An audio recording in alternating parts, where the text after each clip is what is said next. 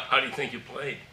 I don't think I played good. So I think that was my first ball to him all year. If Dylan clears concussion protocol, he'll be back as your starter. Yes, but he's got, that's obviously a lot into that protocol. A lot goes into that, so we'll see. Okay, so we got to talk about Kevin Stefanski again, man. So it's looking like Kevin Stefanski is being called out again now, finally on a national level, because Cam Newton came out and said some things about Kevin Stefanski, saying that he wants Shedeur Sanders to fail.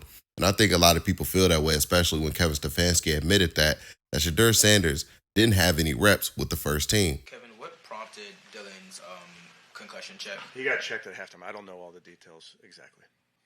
So you don't know if Dylan was concussed on that one designed run? I don't know.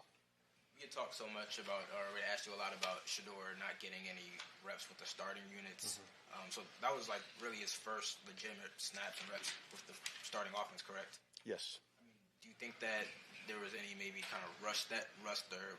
Yeah, I understand the question. I would tell you we do so much work with the quarterback position and the entire team, not just those reps on a practice field. And those are, as we all know, those are tough reps for when you have a young starter as well. But there's so much that we do to supplement that type of thing.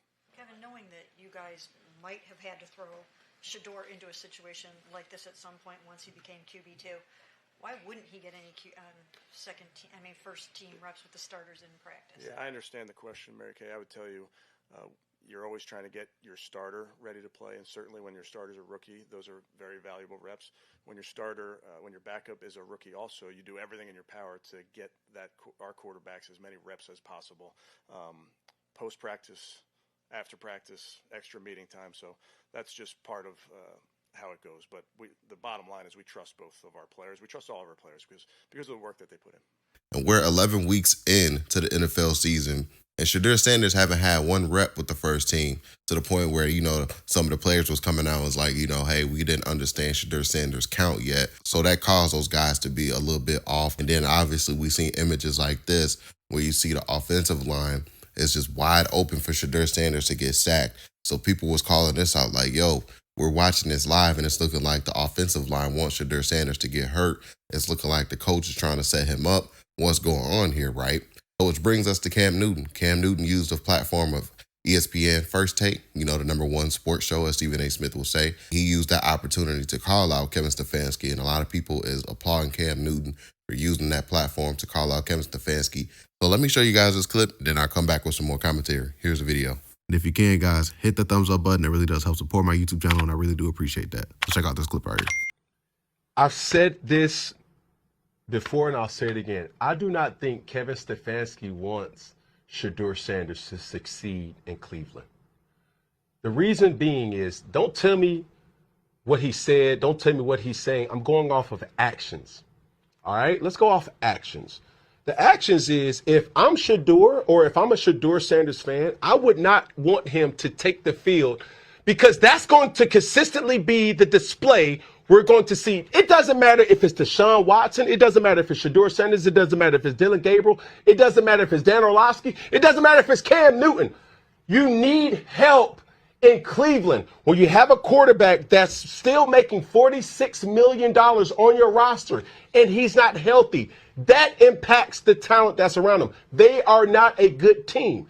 Right. But this is the thing that really irks me the most, is because he doesn't get any reps. Circa 2015, circa when Cam Newton was the MVP, circa when, hey, my backup for majority of my career was probably the biggest blessing of my career to have a veteran in Derek Anderson. Ron Rivera still knew, we're one play away, kid, from you not being available. We would have anywhere from 6 to 12 reps in every single practice that allowed Derek to still have an ability to say, hey, if it goes, how it goes. Now, granted, some will say, well, Cam, you played the position any different.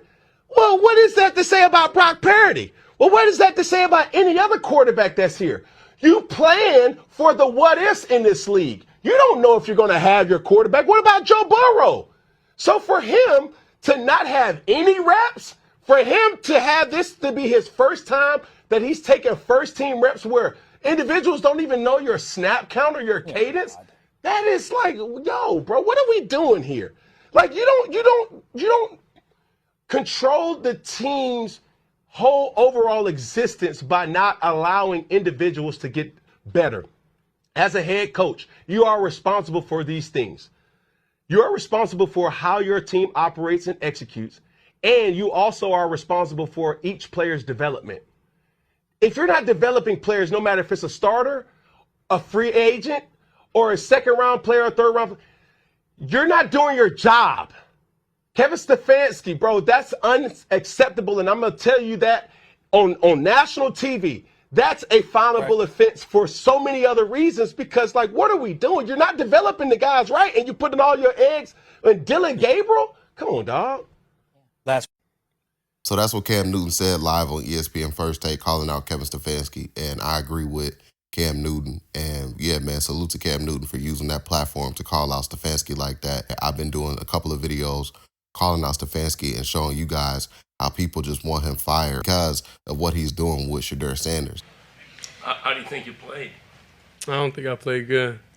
I don't think I played good at all. I think it's a lot of things, we need to look at, during the week and go and just get comfortable even throwing routes, with Jerry and throwing routes with all those guys. So I think that was my first ball to him all year. Nah, but other than that, I just think overall we just got to go next week and understand so then we have a week to prepare stuff I like to do. Because Shedeur Sanders has that confidence. He has the team backing him up. Even Myles Garrett came out after the loss to the Ravens and said, like, yo, Shedeur Sanders wanted the loss to be all on him. And I said, no, it's a team game. We all lost together. So as you guys can see in that quote right there, and that's what Myles Garrett has said after the game. And yeah, man, so, Shedeur Sanders has the backing with his team. And I said that in the first video I did covering the Browns. I said, yo, he has the backing by his team. So when he makes a good play or a couple of good plays, it's going to give that spark, that energy spark that the team needs. But no, Kevin Stefanski kept saying at the press conferences after the game, like, yo, Dylan Gabriel is a guy I'm going with. And he would just kind of ignore and brush off the Shedeur Sanders question. So, it just kept rubbing people the wrong way. So down to the point where, they're trying to say that Dylan Gabriel had a concussion or something like that. And that's where fans were pointing this out like, yo, that's some bull jump because, well, we all know they did that to finally put Shedeur Sanders in because the crowd was starting to boo Dylan Gabriel because people were just fed up with this. Like, yo, at some point, please give Shedeur Sanders his shot. And we see that Shedeur Sanders, he looks more confident. He has a higher IQ than Dylan Gabriel. And like I said, man, it's not to say Dylan Gabriel is a bad quarterback. It's just the coach was putting him in his position to fail, in my opinion. Him trying to do this ego thing with Shedeur Sanders and Dylan Gabriel and putting Shedeur Sanders behind Dylan Gabriel, that hurts Dylan Gabriel because now putting him as a starter when he's not ready.